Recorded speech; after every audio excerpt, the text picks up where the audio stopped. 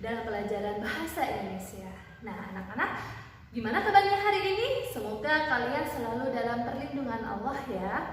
Masih tetap semangat belajar kan?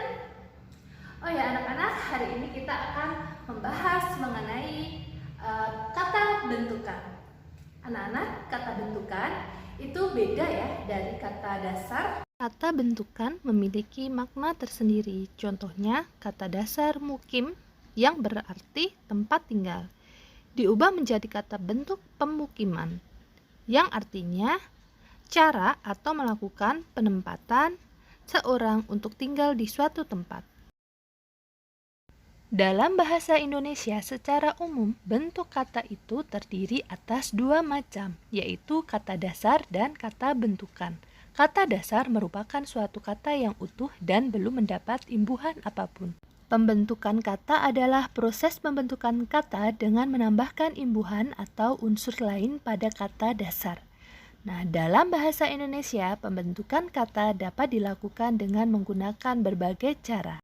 Salah satunya yaitu dengan cara pengimbuhan. Pada bagian ini, Ibu akan membahas pembentukan kata dengan cara pengimbuhan.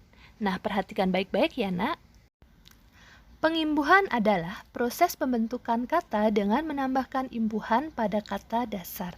Sehubungan dengan itu, imbuhan yang lazim digunakan sebagai unsur pembentuk kata dalam bahasa Indonesia paling tidak terdiri atas 4 macam. Masing-masing pengimbuhan diberi nama sesuai dengan posisinya pada suatu kata. Yang pertama, imbuhan yang terletak pada awal kata disebut awalan atau prefiks. Kedua, imbuhan yang terletak pada akhir kata disebut akhiran atau sufiks. Ketiga, imbuhan yang terletak pada tengah kata disebut sisipan atau infiks. Dan yang terakhir, imbuhan yang terletak pada awal kata dan akhir kata sekaligus disebut gabungan imbuhan atau konfiks. Awalan atau prefiks contohnya, dari kata tulis diberi awalan meng menjadi menulis. Dan pantau diberi awalan me jadi memantau. Tulis diberi awalan di menjadi ditulis. Penulis, penyanyi, peramal, berkebun, bermain, bermimpi, terpaksa, terpadu, tersenyum, serupa, senada, dan seiring. Yang kedua, akhiran atau sufiks. Dari kata tulis diberi akhiran an menjadi tulisan. Tatap diberi akhiran an menjadi tatapan.